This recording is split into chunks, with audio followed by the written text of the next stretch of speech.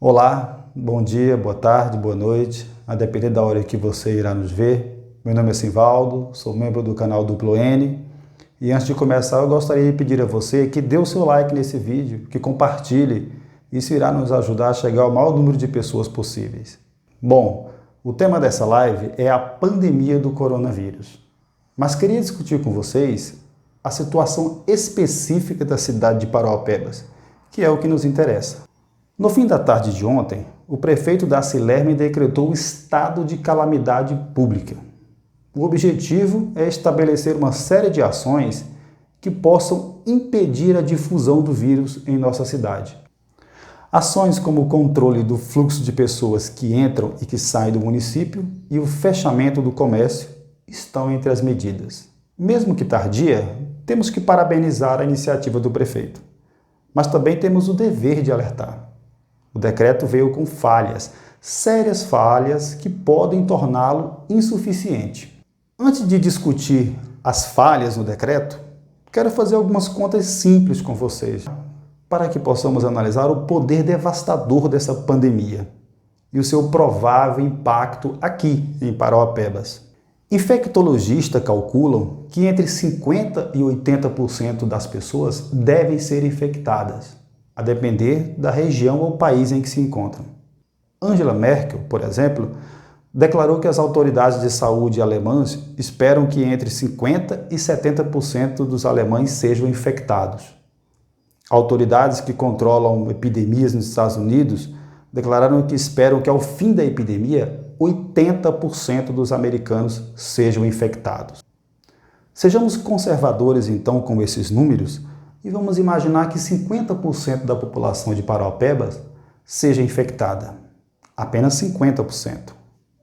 Ora, estamos falando então de mais de 100 mil pessoas infectadas aqui em Parauapebas.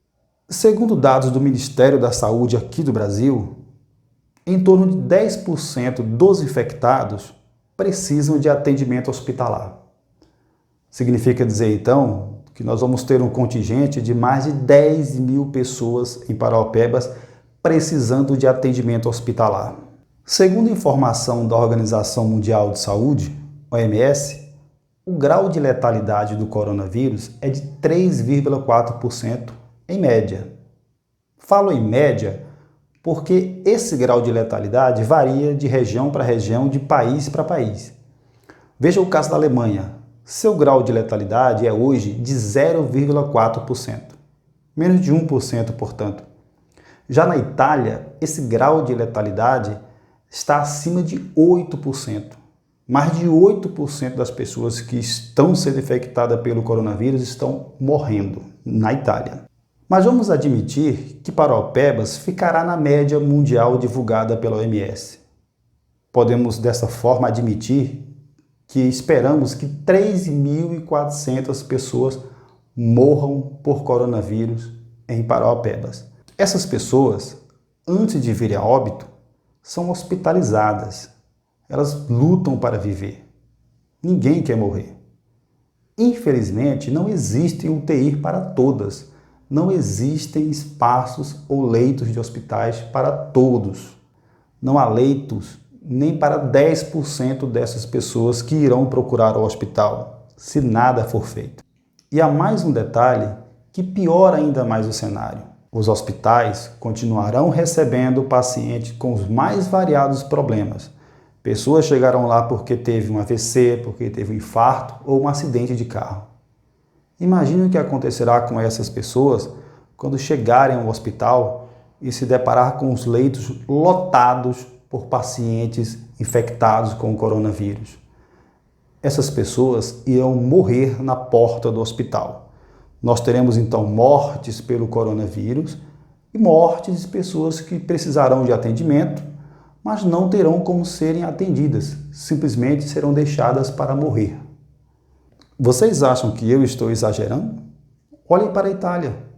Há 2 semanas, os médicos estão tendo que tomar a dura decisão de quem vive e de quem morre. Não há leitos para todos. O Conselho de Medicina de lá já baixou uma resolução orientando aos médicos a priorizarem aqueles que têm mais chance de sobreviver. O cenário é devastador. Não é difícil imaginar a catástrofe que estamos prestes a viver. Ainda mais com um presidente que nega insistentemente a gravidade da situação e age como um asno, que é. Todos os especialistas, infectologistas, cientistas são unânimes. Estamos em uma situação de guerra. Voltando ao decreto do prefeito Daci, quanto à determinação do isolamento social, não há o que discutir.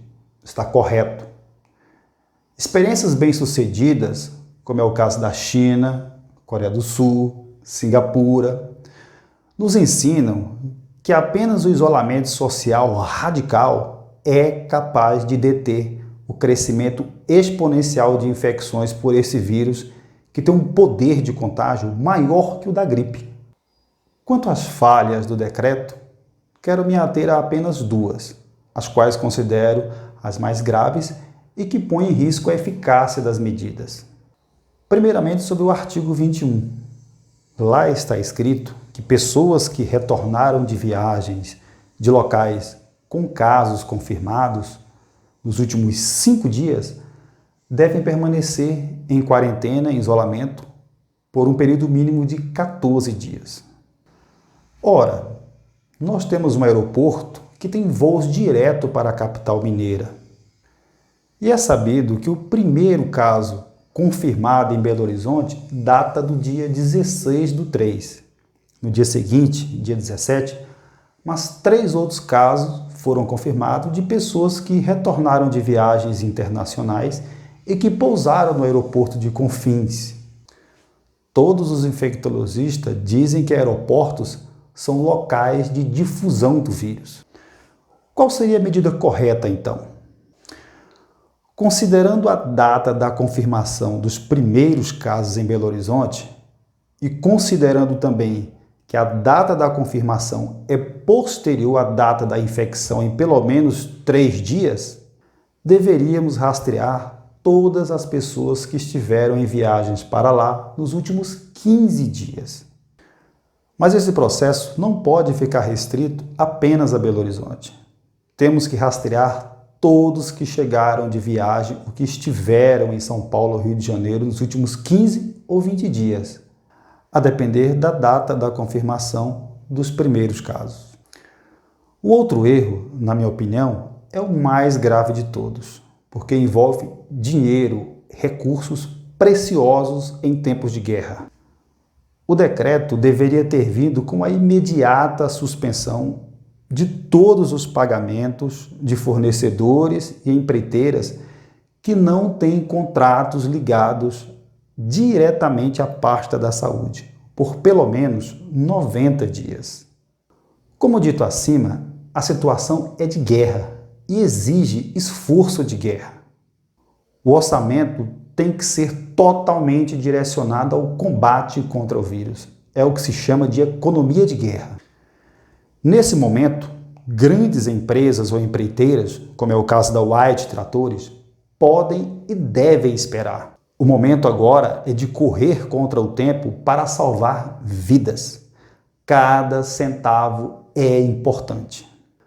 Parauapebas é uma das pouquíssimas cidades privilegiadas financeiramente que podem agir sem ter que esperar por ajuda do governo federal ou estadual. Podemos, por exemplo, comprar diretamente dos chineses testes rápidos, daqueles que o resultado sai em 45 minutos, e respiradores para os nossos hospitais. Temos orçamento para isso.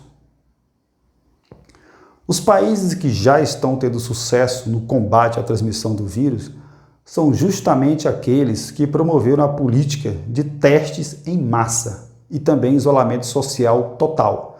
São aqueles já citados: China, Coreia do Sul, Singapura. Vejam, nós não precisamos inventar a roda.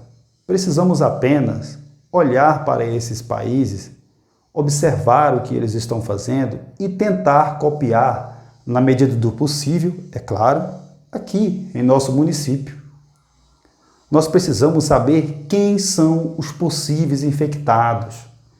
E caso haja algum caso de infecção, precisamos saber por onde passaram, com quem falaram.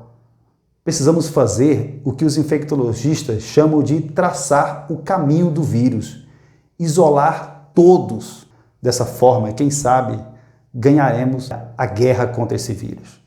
Por fim, e aqui já me despedindo, e na esperança de que o prefeito Darcy reedite este decreto, com essas correções que julgo essenciais para o sucesso desta guerra, desejo a todos boa sorte e que não percam a fé.